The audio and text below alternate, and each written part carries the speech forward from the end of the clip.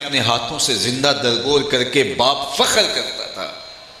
ذرا سنیے سنیے، اگر میرے حضور نہ آتے تو آج انسان کہاں جا چکا ہوتا۔ میرے حضور نے کہا میری فاطمہ میرے جگر کا ٹکڑا ہے، جب بیٹیاں زندہ درگور ہوتی تھیں۔ اور یہ صرف عرب کی کہانی نہیں ہے، یہ بر صغیر پاک و ہند کے اندر ایک رسم جاری تھی، رسم ستی۔ یہ 6 صدی عیسوی میں پورے بانکپن اور عروج پر تھی۔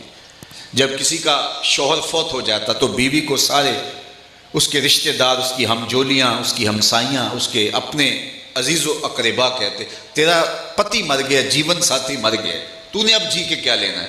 تیری وفا کا تقاضا یہ ہے کہ جب تیرے خامد کو چتا میں جلایا جائے تو بھی چھلانگ لگا دینا اور اس کے ساتھ زندہ جل کے مر جانا۔ اور اس غرض کے لیے خاندان کے لوگ اپنی بیٹی کو تیار کرتے تھے کہ ہم وفاداروں کا خاندان کہلائیں۔ خاتون کو شراب پلائی جاتی اور شوہر کی محبت میں اشعار گائے جاتے تاکہ وہ جوش میں آ کر کے چھلانگ لگا دے، اور عورتیں پھر جوش میں آ کر کے چھلانگ لگا دیتے۔ ابن بطوطہ کو پڑھیے، وہ کہتا ہے جب میں یہاں آیا اور میں نے اپنی آنکھوں سے ایک خاتون کو ستی ہوتے دیکھا اور وہ اپنے حواس برقرار نہیں رکھ سکا تھا، بے ہوش ہو گیا تھا۔ کتنی خواتین تھی جو ظالمانہ رسم کا شکار ہو رہی تھی، بیوہ کو بند کمرے میں ڈال دیتے اور 1 سال تک اس کو نکلنے نہیں دیتے تھے اور بدلنے کے لیے لباس بھی نہیں دیتے تھے، اور سال کے بعد پھٹے ہوئے لباس کے ساتھ جب وہ باہر آتی تو اس کی جھولی میں اونٹ کی مینگنیاں ڈالی جاتی اور وہ بازار میں جاتی اور لوگوں کو مینگنیاں مارتی۔ یہ اس کی دردناک کہانی تھی۔ یتیم کو دھکے دیے جاتے تھے، قرآن نے کہا ہے فَذَلِكَ الَّذِي يَدُعُّ الْيَتِيمَ، یہ وہ بد نصیب شخص ہے جو یتیم کو دھکے دیتا ہے۔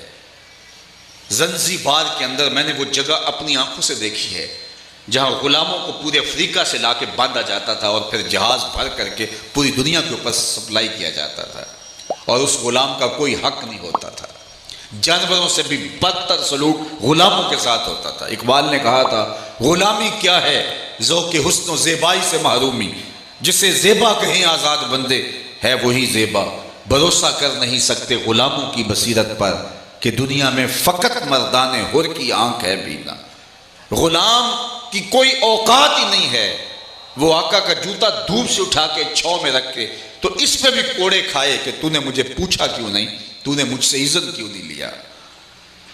تو جب انسانیت سسک رہی تھی، بیواؤں کی سسکیاں، یتیموں کی آہیں اور عرب کے ریگزاروں میں دبی ہوئی معصوم بچیوں کی چیخیں اور غلاموں کی چیخ و پکار عرش مولا سے ٹکرائی اور رسم ستی کا شکار ہوتی ہوئی ان خواتین کی چیخیں رب کے عرش سے ٹکرائیں تو اللہ کو دکھی انسانیت پہ رحم آ گیا۔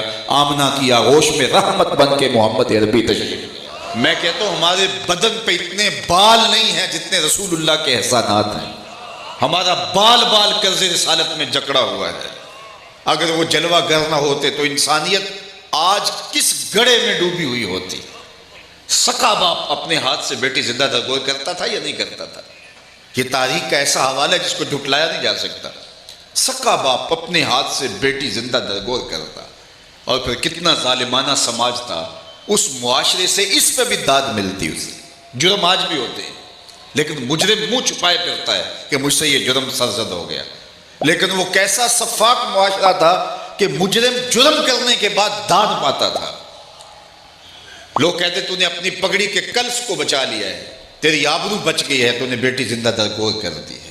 بیٹیوں کو اپنے ہاتھوں سے زندہ درگور کرتے، کیسا حوصلہ تھا، کیسا ظالمانہ مزاج تھا۔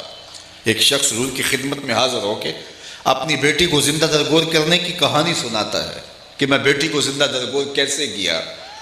یہ گڑھا کھودتے تھے، اس میں بیٹی کو بٹھاتے تھے اور کھلونے رکھ دیتے تھے، اور بیٹی اس کو کھیل سمجھ رہی ہوتی اور یہ اوپر سے ریت ڈالتے اور وہ اس کو بھی کھیل کا حصہ سمجھ رہی ہوتی، اور جب اس کی سانس گھٹنے لگتی تو پھر اسے پتہ چلتا یہ کھیل نہیں ہے، یہ کچھ اور ہے۔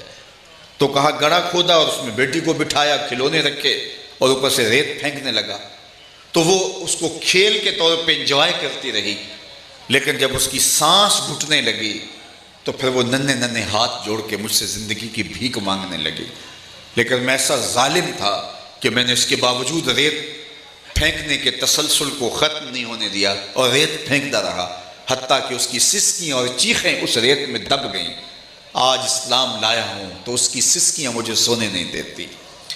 وَأَيْنَ رَسُولِ اللَّهِ تَذْرِفَانِ، حضور کی آنکھوں میں آنسو تھے۔